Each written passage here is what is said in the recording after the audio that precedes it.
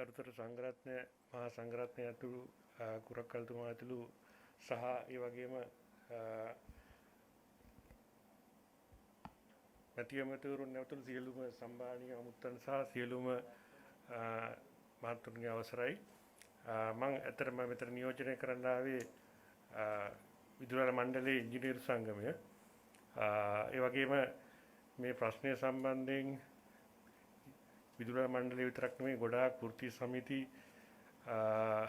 සෑහෙන ක්‍රියාකාරීව ඉන්නවා. ඒ සියලු දෙනාගෙන් මම හිතන්නේ හැමෝටම අවස්ථාවක් දෙන්න අමාරු හින්දා ඉංජිනේරු සංගමයේ වශයෙන් මේ අවස්ථාවට පැමිණියේ.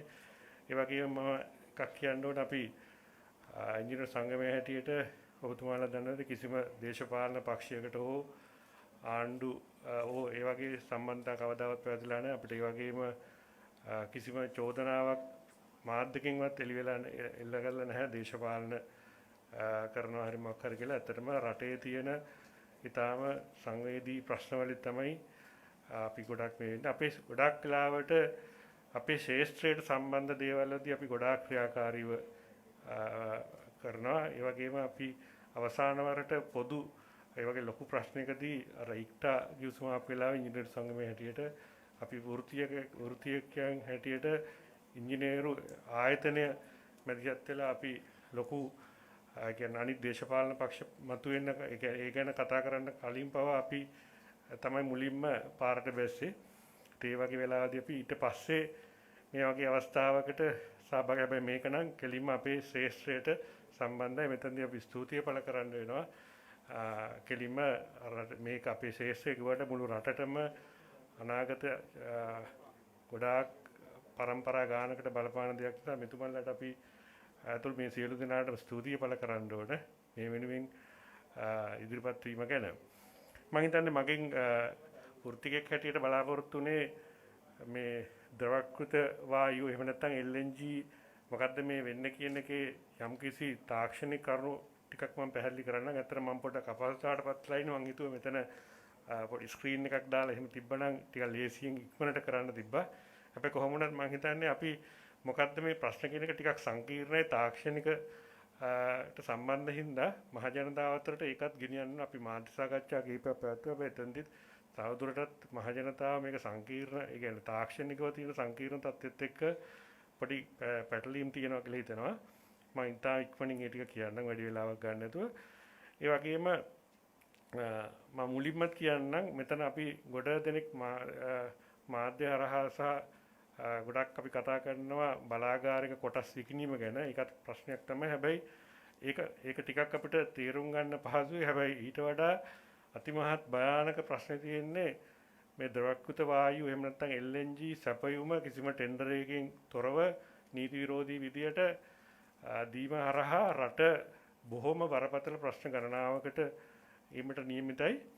ඒක තමයි මම හිතන්නේ වඩාත්ම සංවේදීම ප්‍රශ්නය. ඒ වගේම අපි හැමෝම බොහොම හොඳින් දන්න විකිණීම ගැනත් මම අන්තිම වශයෙන් විනාඩියක් කතා කරන්න බලාපොරොත්තු වෙනවා. එතකොට මම තාක්ෂණික කරුණු හැටියට මෙතන කීප දෙනෙක් හරි ඉන්න හින්දා මේ ගැන මොකද්ද කියලා ඇත්තටම මුලින්ම ගත්තොත් LNG බලාගාර කියලා අපිට එහෙම කියන්න බෑ. තාප බලාගාරයක් ගත්තාම ඩීසල් සහ දැවි තෙල් ඒ වගේ වලින් දුවන බලාගාර තියෙනවා. ඒ වගේ ගල් අඟුරු බලාගාර තියෙනවා. ඔය අතරින් ගල් අඟුරු බලාගාරය අරුණාම අනිත් තියෙන ගොඩක් බලාගාර අපිට ඉන්ධන හැටියට ඩීසල් දැවි තෙල් එහෙම නැත්නම් LNG හැටියට වලින් දුවන්න පුළුවන්. බොහොම පහසුවෙන් ඩීසල් හෝ දැවි තෙල් බලාගාරයක් LNG බවට හරවන්න පුළුවන්. ඒ තරම් මේ ලොකු කාර්යයක් නෙවෙයි. කියන්නේ ඉන්ධනය මාරු කිරීමක් විතරයි. එතකොට මේ ලබා දෙන ඉන්ධනය. එතකොට ගොඩක් රටවල් ඇමරිකාව රුසියාව වගේ රටවල් වල පොළොව ඇතුලේ තියෙනවා ස්වභාවික වායු. තෙල් හොයන්න ගියහම මුලින්ම සාමාන්‍යයෙන් හම්බ වෙනවා කියන්නේ ස්වභාවික වායු. එතෙන්දී ඒ ස්වභාවික වායු පොඩි පිරිසුදු කිරීමකට ලක් කරලා නල මාර්ගයෙන් තමයි දැන් යුරෝපයේ ගොඩාක් රටවල් රුසියාව මත තමයි මේ ඒගොල්ලෝ මේ යැපෙන්න වෙලා තියෙන. ඒ වගේම ඇමරිකාවත් ගොඩක් තියෙනවා. ඇමරිකාව අලුත් තාක්ෂණ වලින් හොයාගත්ත වැලි වල කවලම් වෙලා තියෙන LNG කොහොමද ගන්න කියලා ඒක දැනගෙන ඉන්නේ නැති ඒගොල්ලෝ වෙලාවට ඒක 2015 16 වගේ එළියට දැම්මට පස්සේ මේක අතීතයේ ටිකක් මිල වැඩි. දැන් තමයි මිල ටිකක් අඩු වෙගෙන ඇවිල්ලා තියෙන්නේ. අපිත් දැන් ගම්මන්පිල ඇමැතුමා ඔබතුමාට ඇහෙන්න දින ඇති මන්නාරමේ අපි ගෑස් හොයාගන්නකොට ඒ ගෑස් හොයාගත්තොත් එතන කතාවක් ඉන්නේ අර වගේ පයිප් වලින් යවන්න බැරි නම් අපිට ඒක නැවකට දාලා තමයි ගේන්න වෙන්නේ. නැවකට දාන්න මේක අදිශීත කරනවා ඍණ 160කට වගේ. එතකොට 600 ගුණයක් මේක ඇකිලෙනවා. එතකොට නැවකට දාලා ගේනවා. එතකොට අපි අපේ වගේ රටකට නල මාර්ගය ගලන්න බැරි හින්දා ඒ වගේ තමයි ගන්න වෙන්නේ. ඒකත් මේ ළඟදී ප්‍රචලිත වෙච්ච දෙයක් LNG කියන එක. ඉතා ඇතිදී තිබ්බේ නැහැ. ඊට පස්සේ දැන් අපේ රටේ ගත්තොත් මේ LNG ගත්තොත් මේ දේශපාලන ආණ්ඩු ભેදයෙන් තොරව මේ LNG එක බොහෝ රටවල් ඇත්තටම දිනාගත්ත දැන් බංග්ලාදේශය, පාකිස්තානය, ඉන්දියාව වගේ රටවල් බොහොම සත්භාවයෙන් ඒවයි ඉන්න මේ පාලකයෝ හොඳ විදියට ටෙන්ඩර් මාර්ගයෙන් අඩුම මිලට ගන්න පුළුවන් දේවල් ගත්තා. එහෙම නැත්නම් රාජ්‍යතාන්ත්‍රික විදියට ගිහිල්ලා අපිට LNG ඇත්තටම ඒක කියන්නම තමයි LNG කියන අපේ රටට කිට්ටුවෙම ඔය කටා එහෙම නැත්නම් බාහිරින් මේ වගේ රටවල් වල මේ හදනවා. ඒ වගේම මැලේසියා වගේ තියෙන අපිට ගොඩක් මේ මිඩල් ඊස්ට් කන්ට්‍රි නැත්නම් ඒ රටවල් වලින් තමයි අපිට මම හිතන්නේ රාජ්‍යතාන්ත්‍රික මට්ටමින් මැදිහත් වෙලා ගන්නවා නම් තමයි ඒක ලාභයකට ගන්න බලා. මේ ඇමරිකාවෙන් ඉඳන් ගේන්න දුරක් ගේන්න ඕනේ නැහැ. ඒ වගේම එතකොට මම මේ ගියාගෙන ආවේ ගිය ආණ්ඩු වලත් ඇත්තටම මේ වගේ LNG මේ ටෙන්ඩර් කැඳවන්න හදනකොට අපි ඇත්තටම හැමදාමත් ආණ්ඩු ભેදකින් තොරව ගිය ආණ්ඩුවේ තව 3ක්. ඒ කියන්නේ ටෙන්ඩර් කැඳවන්න නැතුව එක එක්කෙනාගේ හිතවතුන් හරහා කොරියානු එකක් ආවා, ජපන් සහ ඉන්දියානු කියලා එකක් ආවා. ඔය වගේ නොයෙකුත් ඒවා ආවා. හැබැයි වාසනාවකට වගේ මේ ආණ්ඩු වල ඔබතුමාලා දන්නා දැන් ජනාධිපතිතුමා කැමති දෙයට අගමැතිතුමා කැමති නැහැ, අගමැතිතුමා කැමති දෙයට තව මේ මුදල් ඇමැතිතුමා කැමති නැහැ. ඒ රණ්ඩුත් එක්ක අපිට මේ හැම එකම අපිට අතිශය පාඩුයි. ඒ කියන්නේ අපිට රටට අවශ්‍ය ප්‍රමාණයට වඩා විශාල ප්‍රමාණින් මේක ඇතුළේ අපි කියන ඩම් කරනවා කියලා ඉංග්‍රීසියෙන්. ඒ වගේ අතිශය පාඩු ඒවා තිබ්බේ. හැබැයි අපිට මේ වගේ මහ ජනතාවට අවිල්ල කියන්න දෙයක් තිබ්බේ නැහැ. අපිට කරන්න තිබ්බේ යුනියන් අපි මේ වෘත්ති සමිතියකට වෘත්තියන් හැටියට අපි හැම දෙයකටම විරුද්ධ වෙන්නේ නැහැ. හැබැයි ඒ කාලෙත් අපි ඒවට විරුද්ධ වුණා. ලොකු සද්දයක් ආවේ නැත්තේ ආණ්ඩුව ඇතුළෙත් අර තියෙන හැලහැප්පීම් එක අපිට කරන්න තිබ්බ දේවල් අඩුයි. දැන් මේකේ ඔබතුමාලා මම දේශපාලනය කතා කරන්නේ මේ தත්ත්වය ඔබතුමාලා හැමෝම දන්නවා. මෙතන මොකද දැන් තියෙන ප්‍රශ්නේ කියලා මෙතුමාලට ඇහි මේ වගේ ඇවිල්ලා මේ අර ස්වාමීන් වහන්සේ කිව්වා වගේ ජනතාවට මේක දුක කියන්න වෙලා තියෙන කියන එක අපි හැමෝම දන්නවා කතා නොකරට. එතකොට මම කියන්නේ මේක ආණ්ඩු වේදකින් තොරව මේක හැමදාම තිබ්බා. ඒ වගේම ඒ දවස්වලත් මේ විදුලි වල ඇමති හෝ එහෙම නැත්නම් පෙට්‍රෝලියම් එකේ ඉන්න මේ බලශක්තිය ඇමතුමාට වඩා සමහරලාට ඒකට සම්බන්ධ වෙනවා දීවර ඇමතිතුමාලා. එහෙම නැත්නම් ඔය වගේ හැමෝම මේකට පොරකෑම නිසා තමයි ගිය ආණ්ඩු වලින් ඒක මේ හොඳලාට බේර ගන්න පුළුවන්. හැබැයි මේ අපි ගත්තොත් දැන් විදුලි මණ්ඩලය අතර මේ රජයපත් වෙලා බොහොම ඒ ගත්ත පළවෙනිම සාකච්ඡාවලදී තීරණය කරා මේක අනිවාර්යයෙන්ම විශේෂයෙන් ජනාධිපතිතුමා මැදිහත් වුණා මේ ටෙන්ඩර් කැඳවලා අඩු මිලට අපි මේක ගන්න ඕන. ඒ වගේම ප්‍රතිපත්තියක් හැටියටත් මේක අපි අපිට ලංකාවට තෙල් ගේන්නේ අනිත් දේවල් ගේන්නේ ඉන්ධන ගේන්නේ රජය මැදිහත් වෙලානේ. මේක දෙන්න බෑ. ඒ කියන ප්‍රතිපත්ති වලට එකඟ වෙලා ටෙන්ඩර් එක කරගෙන. හැබැයි ඒ වගේම අපි පෙට්‍රෝලියම් එක විදුලි මණ්ඩලය ඒ වගේ දැන් විශේෂයෙන්ම අපිට ගේන වෙන්නේ කර්මාන්ත තාම දුවන්නේ නැති හින්දා බලාගාර වලට ඉඳ අපි ගොඩක් මැදිහත් වුණා. එතෙන්දී ටෙන්ඩර් අපි අතරම ආසියානු සංවර්ධන බැංකුවෙන් ආධාරයකුත් ලබාගෙන මොකද අපේ දැනීමත් අඩුයි මේ ගැන LNG කොහොමද හරියටම කරන්න කියලා ගොඩාක් මහන්සියලා අවුරුද්දක් මහන්සියලා තමයි ඒ ගැන අධ්‍යයනය කරලා පොත්පත් මේ කරලා ඒ ටෙන්ඩර් ඩොකියුමන්ට් පවා හැදුවේ ඒගොල්ලන්ත් එක්ක වාඩි වෙලා ආධාරයෙන් රටට බොහොම වාසිදායක වෙන විදියට. හැබැයි අවසානාවක් විදියට ඔයගේ 2020 මැද භාගය වගේ වෙනකොට යම් යම් වෙනස්කම් තිබ්බා. ඔය ඇමරිකානු හොල්මන මෙහෙට එන්න ගත්තා. හැබැයි ඒ වෙලාවෙත් ජනාධිපතිතුමා සම්පූර්ණ සහාය දුන්නා මේ ටෙන්ඩර් කැඳවීම තමයි කෙරෙන්න ඕනේ කියලා.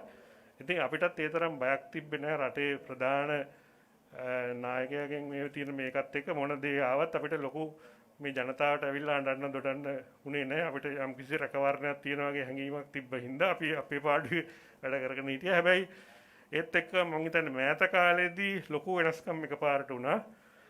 හිටපු ඇමතිතුමා ඩලස් සලාප්පෙරුමැතිතුමා බොහොම කනස්සල්ලෙන් ඉන්නවා. මම එතුමා ගැන එහෙම කියන එක වැරදි. මං ඉතින් මගෙත් එක්ක එහෙම පෞද්ගලිකව ප්‍රකාශ කර නැහැ. හැබැයි අපිට තේරිච්ච විදියට මොනවා හරි හැලහැප්පීම් තියෙනවා වගේ තේරුණා. හිටි ගමන් එතුමා මාරුණා. ඊට පස්සේ සභාපතිතුමාත් අපි හිටපු සාමාන්‍යයෙන් ඔය බුදුජන ඒ පෙරමුණේ බොහොම ක්‍රියාකාරී ඉංජිනේරුවෙක් තරුණ මහත්මයෙක්. එයාගෙත් එහෙම අඩුපාඩුවක් ලොකුවට ඒ කියන්නේ තිබ්බේ නැහැ. හිටි ගමන් මාරුණා. අලුතෙන් ආවා සභාපතිතුමෙක්. ලොකු පෙරලි ගොඩාක් එකපාර වුණා. ඒත් එක්කම අපිට ආරංචි වුණා දැන් ඊට කලින්ම තිබ්බා මේ නිව් ෆෝස්ටර්ස් කියන ඔය ඇමරිකානු සමාගමත් එක්ක රාමුගත ගිවිසුමක් අත්සන් කරනවා කියලා. අපි විශ්මයටපත් වුණා. දැන් මොකක්ද මේ වෙලා තියෙන වෙනස කියලා. හැබැයි ඉතින් බොහොම කනගාටුවෙන් වුණත් ඒක කවුරුත් හොර රහසේ මේක අත්සන් කරලා තිබ්බා.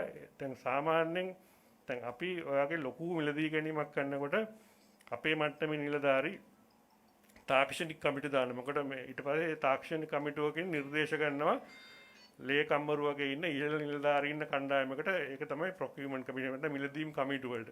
ඒ කිසි දෙයක් මේක හරියට දැන් අපේ එකේ හරියට ක්‍රියාත්මක වෙමින් යද්දී හිටී ගමන් මේ මොකද්ද උඩින් පහත් වෙච්ච දේ කියලා හිතා ගන්න බෑ. හැබැයි ඒ වගේම තාක්ෂණික කමිටුවක්වත් හරියම දෙයක්පත් කරලා තිබ්බේ නැහැ.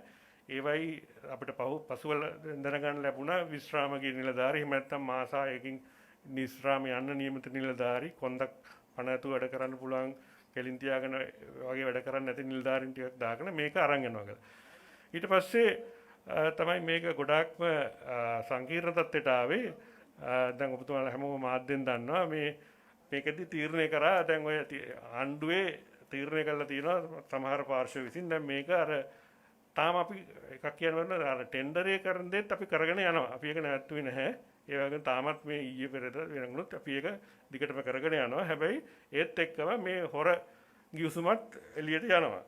ඉතින් මම මෙතන විශේෂයෙන් කියන්න ඕන මේ මෑතකදී තිබ්බ දේවල් ඔබතුමාලා පේනවාදී ආණ්ඩු නිලධාරීන් සමහරව ඇවිල්ලා කියනවා මේ ටෙන්ඩරේට වැඩිය මේක ලාභයි කියලා. ඒක එහෙම කියලා මහ ජනතාව විතරක් නෙවෙයි අපිට පේන විදිහට කැබිනට් මණ්ඩලයේ පවා නොමගරියා සහ එතුමන්ලාට කැබිනට් මණ්ඩලයට හරියට මේ ගැන විස්තර දුන්නේ නැහැ කියලා තමයි කියන්නේ. දැන් විශේෂයෙන් කියන්න ඕන දැන් අපි ටෙන්ඩර් කෝල් කරලා තිබ්බේ දැන් අර LNG ගෙනාවහම මෙහෙදී සීත කරලා ගෙනාපු එක අපි කියනවා පාවෙන නැවක් තියෙනවා. ඒකට අපි කියන ඉංග්‍රීසියෙන් FSRU කියලා. ඒකට පටව ගන්නවා. ඊට පස්සේ තව නල පද්ධතියක් තියෙනවා. මූදේ ඉඳන් මූදේ කිලෝමීටර් 10ක් එහින් තමයි අර විතර තමයි අර නැව නවත්තන්නේ. ඒක ඊට පස්සේ ජැටියක් හදන්න ඕන විශේෂාකාරයේ ජැටිය. ඒ ජැටියේ ඉඳන් නල පද්ධතියක් හයි කරන්නේ. ඒක අපේ ඇත්තටම ටෙන්ඩරේ ඔක්කොම බලාගාර වලට සහ එන්න තියෙන බලාගාර වලට සහ ටිකක් වැඩිපුරත් එක්ක ධාරිතාවක් තිබ්බ. මොකද දැන් උදාහරණයකට ගත්තොත් අපේ රට වෙනම කිසිම රටකට විදුලි සම්ප්‍රේෂණ මාර්ග වලින් සම්බන්ධ වෙලා අපි තනියෙන් අර කැලේ කෑමයක බැඳන් යන මිනිස්සෙක් වගේ අපේ බලශක්තිය අපිම විදුලි බලය විශේෂයෙන් මම කතා විදුලි බලය වෙන ගොඩාක් රටවල් වලට ඔය වගේ හදිසි තත්ත්වයක් ආවොත් අල්ලපු රටකින් අර මහ විශාල ලයින් එකකින් ගන්න පුළුවන්. අපේ එහෙම තත්ත්වයක් නැහැනේ. ඉතින් ඒ නිසා අර මේකදී දැන් උදාහරණයකට ඔබතුමාලට මතක ඇති නොරොච්චෝලේ බලාගාරයේ මුල් ලංකාවම බිඳ වැටිලා මේ කරන්න ගියාම ආයි දාන්න ගියාම දවස් දෙකක් සමහරවිට පැය දෙක තුන ලයිට් කපනවා, පැය හතර ලයිට් කපනවා. ඒ වගේ වෙන්නේ නොරොච්චෝල වැරද්දකට නෙවෙයි. වෙන රටවල් වෙන බලාගාර තියෙනවා. එහෙම නැත්නම් අල්ලපු රටකින් ගන්න පුළුවන්. අපේ අවශ්‍යතාව නැති නිසා අපි මේ LNG ගන්න දේ අපි අතර තාරිතාව ටිකක් වැඩිපුර හදාගෙන තියෙනවා. මොකද හදිසිය අපි හිතමු නොරොච්චෝල ප්‍රශ්නයක් ආවත් අපිට පුළුවන් මේ මොකද රටක එහෙම ගියාම බලශක්ති සුරක්ෂිතතාව කිව්වහම තාක්ෂණික වශයෙන් අපි කල්පනා කරන දේවල් තියෙනවා. ඒකට හරියන්න තමයි ටෙන්ඩරේ කෝල් කරන්නේ. හැබැයි දැන් මෙතනදී ඇමති මණ්ඩලය සහ ජනතාව නොමග අරිනවා විශේෂයෙන් මේ කාරණාව. රටක ගත්තාම දැන් LNG අපි පාවෙන කතාව අමතක කරොත් මේක අපි හිතමු පෙට්‍රෝලියම් එක හරි විදුලි මණ්ඩලයේ හරි බලාගාරයක් ගාව තියෙන ටැංකි ටිකකුයි බට ටිකකුයි. අපි දැනට ටෙන්ඩර් කෝල් කරලා තියෙන්නේ ටැංකි ටිකක් හදන්නයි බට ටිකක් හදන්න විතර. එකම වෙනස තියෙන්නේ මේක පාවෙනවා සීත කරන්න තියෙන. ඒ ටික අමතක කරන්නකෝ. දැන් ඒ ටෙන්ඩරේ මිල ගණන් අමුවේ දැන් අර ඒ ටෙන්ඩරේට ආපු කට්ටියගේ අඩුවෙන්ම තේරිච්ච මිනිස්සයාගේ ඒක අමු නීති විරෝධී වැඩක්. අප්‍රිකානු වැඩි රටකවත් කරන්නේ නැති වැඩක්. මුදල් අමාත්‍යාංශයෙන් එළියට අරගෙන ඒ ඒ තාම ඒ කට්ටියත් එක්ක අඩුම ලන්ස්වේ කට්ටියත් එක්ක දැන් ඇටර්නි ජෙනරල් ගා ඒ වගේ අපි ගිහලා සාකච්ඡා පාත්‍ර අස්සම් කරන්න සූදානම් වෙනවා. ඒකේ මිල තාම කැබිනට් මණ්ඩලය ඒක අනුමත කළත් නැතුව තියෙද්දි ඒ මිල ගණන් අරගෙන මේ ටැංකි බටයි හදන්න ගිය මිල අරගෙන ඒක කියනවා මේකට වඩා ලාභයි කියලා. ඒක සම්පූර්ණයෙන් වැරදි. මොකද එකක් තමයි අවුරුදු 10ක LNG සැපයුම ගත්තාම ඩොලර් බිලියන 6ක් විතර. රුපියල් බිලියන 1200ක. බයන්න බිලියන. එතකොට මේ ටැංකි ටිකටයි වට ටිකටයි යන්නේ ඩොලර් මිලියන වලින් කලින්ග බිලියන ඩොලර් මිලියන 200ක් නැත්නම් 300ක්. දැන් මේකේ මිල ගණන් අරගෙන කැබිනට් මණ්ඩලය නොමගහැරලා තියෙනවා අවුරුදු 5කට මේක අතරේ ගෑස් ගිවිසුමක් ගහන්න. ඒතර ගෑස් ගිවිසුම ගැන ඒගොල්ලෝ කතා කරලා කියලා දෙනවා. ඒකට කලබල වෙන්න දෙයක් නැහැ. ලෝකේ තියෙනවා හෙන්රි හබ් එහෙම නැත්නම් එක එක දර්ශක තියෙනවා. අපි ගන්න ඒකෙන්. ඒක අමූලික බොරුවක්. මොකද ඒ ගිවිසුම් කියවගෙන ගියහම පේනවා ඒ හෙන්රි හබ් කියන එක තියෙනවා. හැබැයි ඒක ධන මොකද ඒගොල්ලන්ට ඒක කොහෙන් හරි නැවකෙන් දාලා ගේන්න ඒ වගේ වියදමක් යනවා. කවුරු කරත් තව ඊට වඩා ඩොලර් 2ක් 3ක් යනවා. මේක ඩොලර් දැන් එක සමීකරණයක ඩොලර් 5ක් එකතු කරනවා. දැන් අපි ටෙන්ඩරයක් කෝල් කරා නම් ඒ ටෙන්ඩර් අපි තාම ගෑස් වලට ටෙන්ඩර් කෝල් කරලා නැහැ. එතකොට මේගොල්ලෝ කොහොමද කියන්නේ 95ක් තියෙන රුපියල් බිලියන 1200ක අවුරුදු 10ක වියදම අරගෙන ඒ වගේ දේවල් දෙන්න යනවා මේ ටැංකි ටිකුයි බඩ ටිකුයි අරගෙන ඒකේ මිලත් එක්ක. ඒ සම්පූර්ණ කැබිනට් මණ්ඩලය නොමගහැරීම. ඒ වගේම අපි ගත්තොත් අනිත් ප්‍රධානම ප්‍රශ්නේ තමයි අපි මේ වෙනකොට ගොඩක් අය අපිත් ඇත්තටම ඉංජිනේරු සංගමයේ හැටියට මේ උසාවියට ගිහිල්ලා තියෙනවා. මේ ඒ වගේම අනිත් ගොඩක් ඒ වගේ නඩු දැන් වැටලා තියෙනවා. ඒ වැඩි ප්‍රධාන වශයෙන් මතු කරන දේ තමයි අපේ තියෙන බලශක්ති ප්‍රතිපත්තිය කියලා. ඒ බලශක්ති ලංකා ජාතික ප්‍රතිපත්තිය. ඒකේ පැහැදිලිවම කියලා තියෙනවා රටේ බලශක්ති සුරක්ෂිතතාව සලකලා අනිවාර්යයෙන්ම LNG මේ මිලදී ගැනීම කටයුතු කරන්න ඕන රජයෙන් කියලා. මොකද දැන් මෙතන මේ උදාහරණයක් කරන්න මේ කියන්න ගියොත් මම අර 95 කතාව අපි හිතමු අපිට ඕන මාසෙකට වාහනයක් කුලියට ගන්න. අපි හිතමු අපිට කිලෝමීටර් 1000යි දුවන්න ඕනේ. වාහනේ අපි හිතමු යම්කිසි ගාණක් රුපියල් ලක්ෂයකට අපි දිව්වත් නැතත් ඒ ගාණ ගෙවන්න වෙනවා. හැබැයි අපි කියනවා අපි පාර තියෙන පෙට්‍රල් ෂෙඩ් එකකින් පෙට්‍රල් ගහගෙන යනවා. ඒක තමයි අපේ අවශ්‍යතාවය. මේ මම කාර් එකට උදාහරණයක් ගත්තේ අපි දැන් ගන්න යන ටැංකි ටිකයි බට ටිකයි. හැබැයි තව එක්කෙනෙක් ඇවිල්ලා කියනවා නෑ නෑ මං ඔයාලට කාර් එක දැන් මාසෙට ගන්න ලක්ෂය නම් මම දෙන්නම් 80000ට. හැබැයි මෙන්න මේ කන්දේසි. ඔයා දුවන්න ඕන 5000ක් මාසෙට. දිව්වත් නැතත් ඒ මාසේ 5000 ගාන මට දෙන්න ඕන. ඒ වගේම පාර තියෙන තෙල් ෂෙඩ් වලින් ගාලා හරියන්නේ නැහැ. මගේ තියෙනවා. මම කියන ගානට ඕගොල්ලෝ පෙට්‍රල් ගහන්න ඕන. ඒකත් අරිට වඩා මිල වැඩි. මං කියවර සමීකරණයට දැම්මහම මිල වැඩි. එතකොට මේකෙන් අල්ලන අරගොල්ලෝ 10 ගුණයක්. මේක තමයි අපි සරල විදියට කිව්වොත් මේක තමයි මෙතන තියෙන හොරකම. එතකොට තනි කර මේක ටිකක් තාක්ෂණික පැත්තට බර සහ මේකත් එක්ක කැබිනට් මණ්ඩලයටත් පේන විදියට ඒ වෙලාවට හරියට දීලත් නැහැ. ඒගොල්ලෝ කියවලා මැතිවරුන්ට ඒ කියන්නේ හරියට අවබෝධයක් ගන්න. මේක තනිකරම නීති විරෝධී තත්ත්වයක්. ඉතින් ඕක තමයි පැහැදිලි කරන්න තියෙන්නේ. ඒ වගේම තමයි අපි හොයාගෙන ගියා මේ නිව් ප්‍රොසෙස් කියන සමාගම ගත්තාම ඊටම කෙටියෙන් මම මේක නවත්තන්න. මේ ඒ නිව් ප්‍රොසෙස් කියන සමාගම ගත්තාම හැමතැනම ගත්තාම ওই වගේ හොර කිව්සුම් වලට තමයි. ඒ කියන්නේ කවදාවත් ගිහිල්ලා තරංකාරී ලන්සු වලට යන්නේ නැතුව කවුරු හරි අල්ලගෙන මොකක් හරි දූෂිත විදියට තමයි ගිහිලා තියෙන්නේ. සමහර රටවල් අනාථ වෙලා තියෙනවා. දැන් පෝට්‍රෝ රිකෝ වගේ රටවල් තියෙනවා. ඒ ගිහිල්ලා මේ ගිවිසුම් ගහලා පස්සේ ඒවා අවලංගු කරන්න වෙලා අනාථ වෙලා තියෙන රටවල් පිටින්. ඒ යන්නේත් ඒ වගේ මේ දැන් ලංකාව කියන්නේ නුගතුන්ගේ රටක් නෙවෙයි. මම අනිත් රටවල් පහත් කොට සලකන්නේ අපේ රට. ඒ වගේ මම මේ සමහර රටවල් පහත් කරනනේ. ඒ වගේ හැබැයි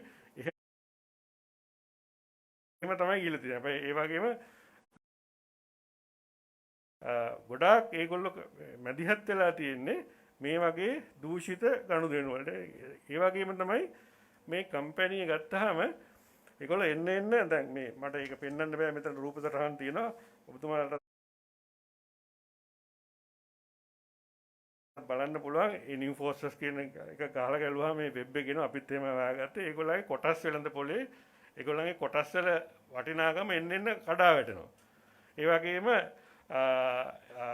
ඒගොල්ලන්ගේ ෆ්‍රිච් රේටින් ඒ සමාගමේ කොච්චර මූල්‍යම හැකියාවක් තියෙනවද කියලා ඒව කඩා එන්න පහත් වෙනවා. එතකොට ඇත්තටම මේගොල්ලෝ ටෙන්ඩරේට එන්නේ නැතුව මේ හොරපාරෙන් ආවේ ඒගොල්ලෝ ටෙන්ඩරේ ආවනම් ඇත්තටම ටෙන්ඩරේ අපි අධියර දෙකකින්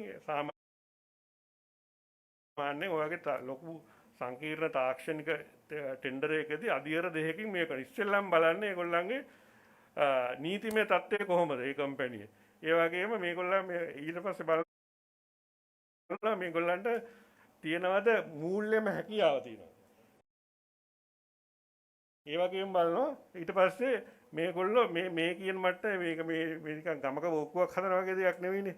මේ වගේ දේවල් මේ කියන මට්ටමේ වැඩ කරලා තියෙනවද? ඔය තුනෙන්ම එයා ෆේල්. ඒක තමයි මේගොල්ලෝ ඇවිල්ලා එතකොට ඒ වගේ ආහාම මේක සදාචාරාත්මක ප්‍රශ්නයක් නෙවෙයි අතරම.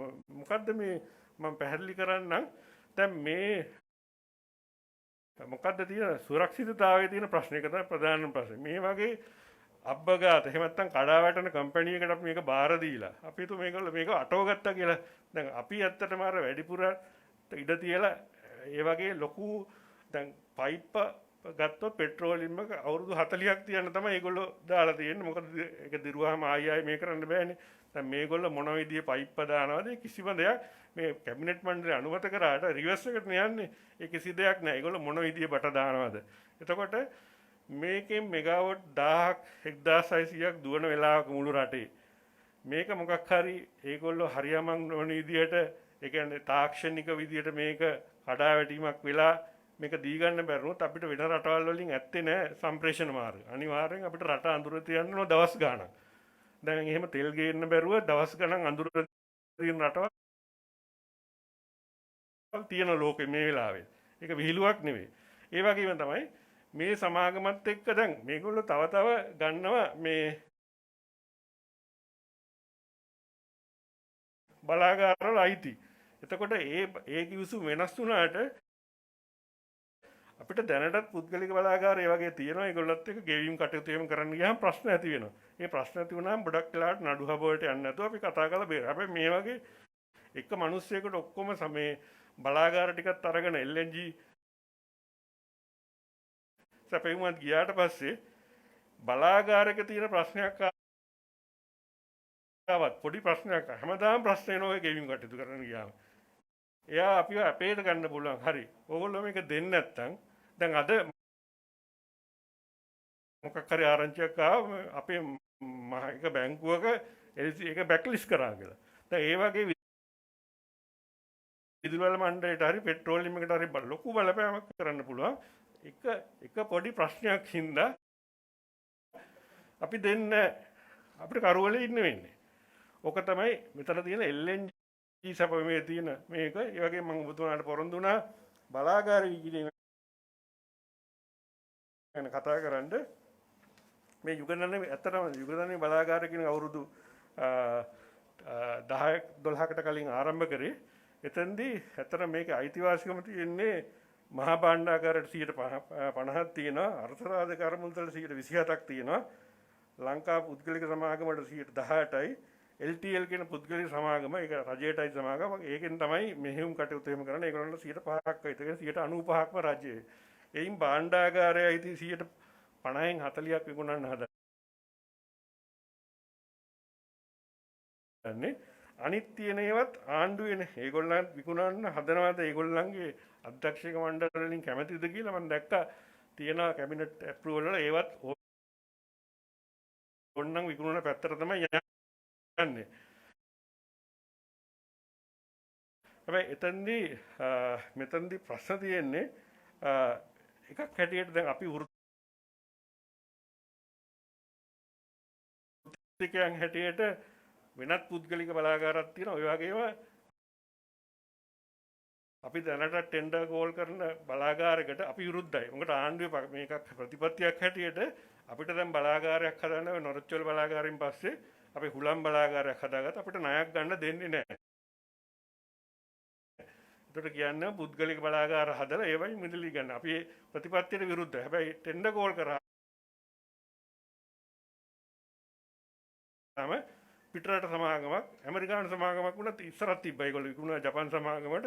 දැන් වෘත්තිකයන් හැටියට අපි කියන්නේ නැහැ ඒක ගොඩාක් වැරදි කියලා. හැබැයි මේ කොටස් 140 කියන එක මිලියන 250ද කියන එක හරියාකාරව බැලුවද? ඒ වගේම දැන් අපි මේ මිලදී ගැනීම මේ 140 මේ තියෙන කොටස් වල වෙන 150 95%ටම අපි ගෙවන්නේ රුපියල් වලින් ගිවිසුමේ. මේක දැන් ඇමරිකානු සමාගමට ඩොලර් වලට කරන්නේ. දැන් මේ රටේ තියෙන ඩොලර් හිඟේටනේ මේගොල්ලෝ මේ පැනඩෝල් ගහනවා වගේ 250ක් ගත්තට වැඩන්නේ මේ ඉතුරු අවුරුදු 12 ලොකු ආදායමක් එන්න තියෙනවා. ඒක අපි ඩොලර් වලට හරවලා එළියට ආම දැන් එළියට යන ඩොලර් ප්‍රමාණය වැඩි ඇතුළට එන්නේ අඩු හින්දා නෙමෙයි අපේ ප්‍රශ්නේ. දැන් කොහොමද දීර්ඝකාලීනව මේ විකුණන් ගාලා හිතන්නේ කියන එක ප්‍රශ්නේ අපිටත් තියෙනවා. ඒ වගේම තමයි දැනට විදුලි මණ්ඩලය ඒගොල්ලෝ අතර අස්සංගල තියෙන ගිවිසුමුත් වෙනස් කරන්න වෙනවා මේ LNG කරනවා. ඒවත් මේ කියන විදිහටම හොර රහසේ පාඩු වෙන විදිහට කරයි කියලා අපිට බයක් තියෙනවා. ඒක තමයි අපිට බලාගාරය විකිණීම පිළිබඳ තියෙන ප්‍රශ්න ටික. ටිකක් මම හිතුවට වඩා මම හිතන් දීර්ඝ වුණා. මම නැවතත් ස්තුතිය පළ කරනවා මේ වගේ ඊටාම සංවේදී ප්‍රශ්නයකට මේ වගේ උතුම් ස්වාමීන් වහන්සේලාට සියලු දෙනා මේ වගේ එකතු වීමත් මේ වගේම මැතිවතුරුන් සියලු දෙනාට මම ස්තුතිය පළ කරනවා.